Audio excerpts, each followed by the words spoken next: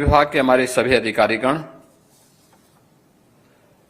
अधीनस्थ सेवा चयन आयोग के अध्यक्ष एस.एन. सामंत जी,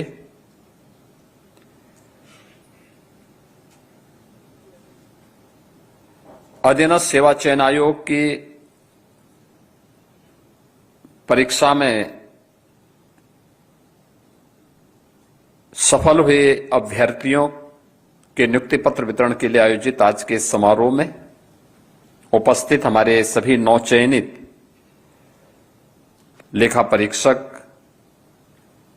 उनके परिवार के सदस्य और उपस्थित बहन और भाइयों, मैं सबसे पहले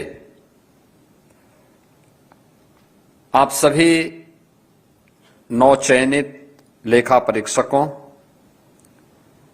जिन्हें सहकारी समितियों के पंचायती लेखा परीक्षक के रूप में और स्थानीय निधि लेखा परीक्षक के रूप में देश के सबसे बड़े राज्य में कार्य करने का अवसर प्राप्त होगा, आप सबको मैं इस पूरी चयन की प्रक्रिया में नियुक्ति पत्र वितरण के लिए आयोजित इस समारोह में हृदय से बधाई देता हूं। आप सबके प्रति मैं अपनी शुभकामनाएं देता हूं। आपके माता पिता, आपके परिवार के सदस्यों, आपके मित्रों, शुभचिंतकों, इन सब का सपना साकार हो रहा है।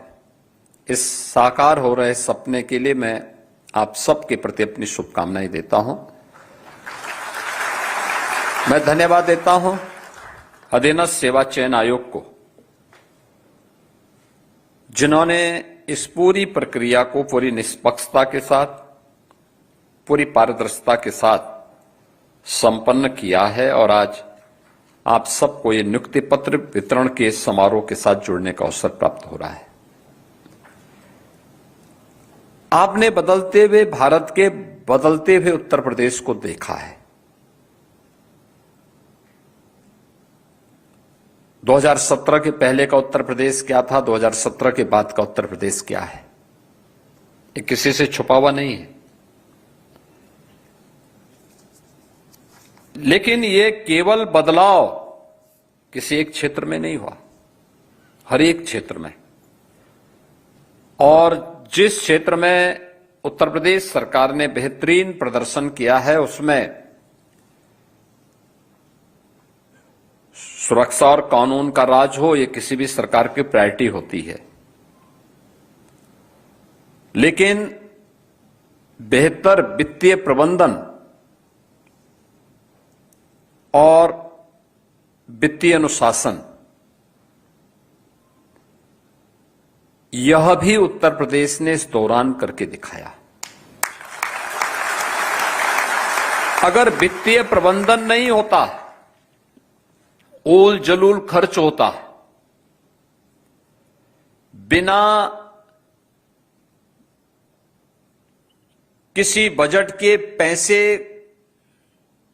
को रेवड़ियों के भाव बांटने की प्रवृत्ति होती, बिना वित्तीय अनुशासन का पालन करते हुए हम अनावश्यक कर्ज लेकर के उत्तर प्रदेश के लोगों को उस कर्ज के बोझ के नीचे दबाए होते, तो आज उस बीमारू राज्य को, जो बीमारू था 2017 के पहले, जिस उत्तर प्रदेश को कोई 2017 में कोई बैंक, कोई वित्तीय संस्थान कर्ज देने को तैयार नहीं था, उस उत्तर प्रदेश को हम आज भारत का रेवेन्यू सरप्लस प्रदेश नहीं बना पाते, नहीं बना पाते। हमने वित्तीय अनुशासन का पालन भी किया है, बेहतर वित्तीय प्रबंधन का काम भी किया है, और इसके लिए वित्त विभाग की टीम, स्थानीय लेखा और पंचायत लेखा से जुड़े हुए जो परीक्षक हैं, वह भी वित्त विभाग की इस टीम का एक इंटरनल पार्ट होने के नाते उन्होंने उस वित्तीय प्रबंधन को बनाने का प्रयास किया, और उसी का परिणाम है कि हम लोगों ने उत्तर प्रदेश की अर्थव्यवस्था को 3 गुना करने में सफलता प्राप्त की। प्रति व्यक्ति आय को 3 गुना करने में सफलता प्राप्त की। उत्तर प्रदेश के बजट को उत्तर प्रदेश के आकार के अनुरूप 3 गुना करने में सफलता प्राप्त की। और आज परिणाम है। मुझे याद है 2017 में हमारी नई नई सरकार आई थी। सरकार आने के बाद खजाने में पैसा नहीं था।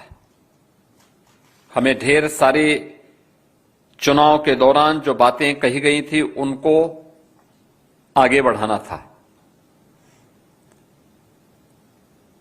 मैं भौचक था कि कोई भी बैंक का चेयरमैन या सीएमडी मेरा फोन उठाने को तैयार नहीं था।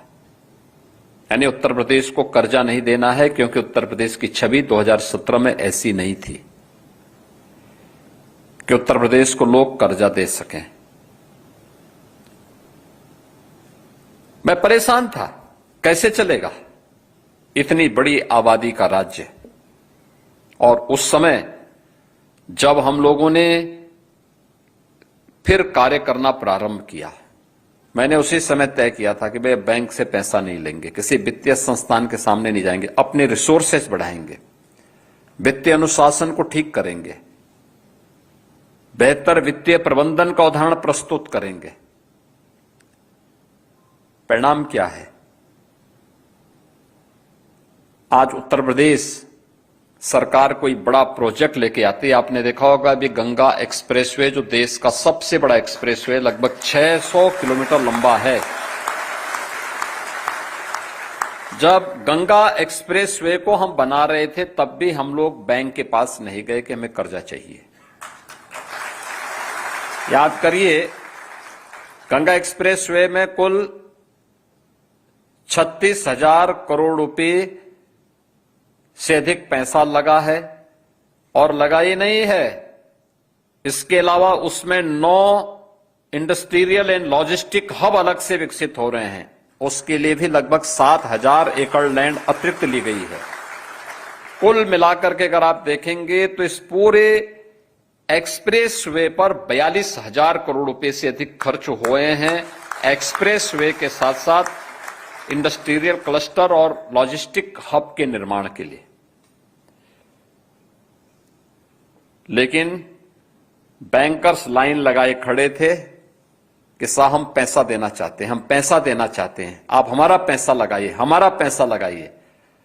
हमने कहा उत्तर प्रदेश बदल चुका है। अब उत्तर प्रदेश बदल चुका है। हम अब रेवेन्यू सरप्लस स्टेट हैं। लगातार कर्ज जो पिछली सरकारों ने लिया था, उस कर्ज को हम नीचे करने में सफल हुए हैं और उत्तर प्रदेश की अर्थव्यवस्था को हम काफी आगे बढ़ा चुके हैं। अब देश के टॉप 3 अर्थव्यवस्था में कोई नाम आता है तो यूपी का नाम आता है। पहले बॉटम 3 में यूपी का नाम आता था।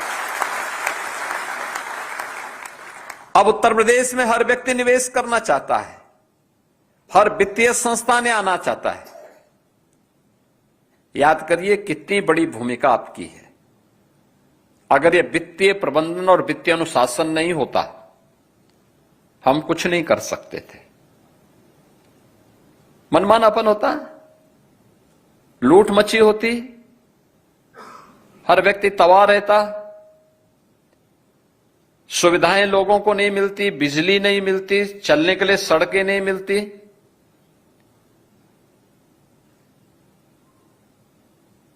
ये वित्तीय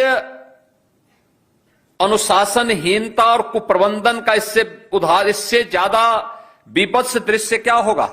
आप लखनऊ में जब यहां से निकलते होंगे, सामने एक बिल्डिंग, ऊंची बिल्डिंग दिखाई देगी आपको, उसको कहते हैं जेपीएन सेंटर। इमरजेंसी के खिलाफ जिस महापुरुष ने शंखनाद करके भारत के लोकतंत्र की बहाली के लिए अपना योगदान दिया था, ऐसे जयप्रकाश नारायण जी के नाम पे वो सेंटर 2017 के पहले समाजवादी पार्टी की सरकार में बनना प्रारंभ हुआ। लागत थी 200 करोड़, खर्च हो गए 860 करोड़ और अभी भी अधूरा। यह है वित्तीय कुप्रबंधन।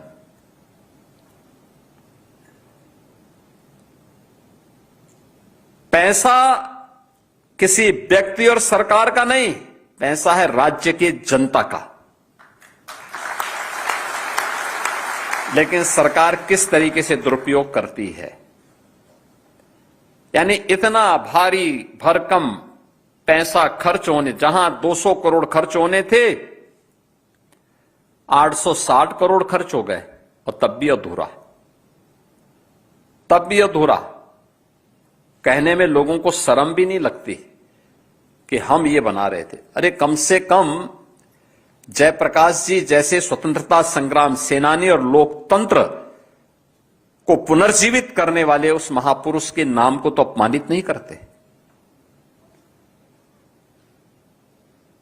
लेकिन यह दृश्य प्रदेश की राजधानी लखनऊ में,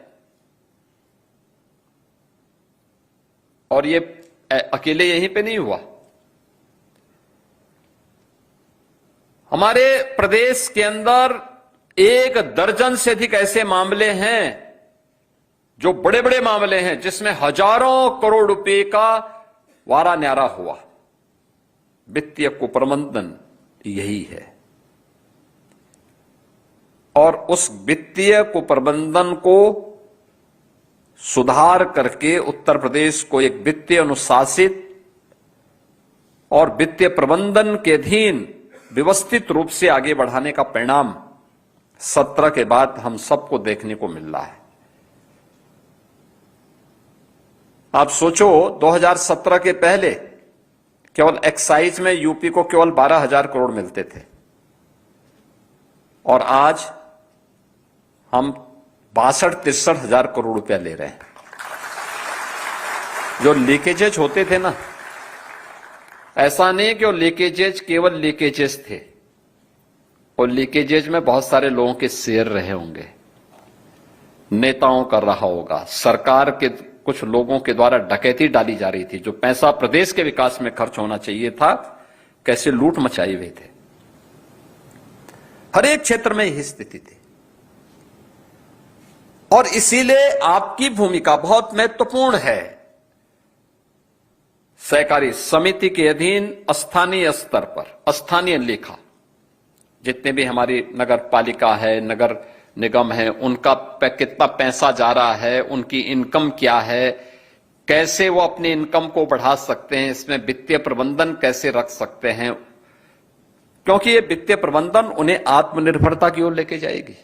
आत्मनिर्भरता की पहली शर्त है कि उसको स्वयं वित्तीय अनुशासित होना पड़ेगा, बेहतरीन वित्तीय प्रबंधन करना पड़ेगा।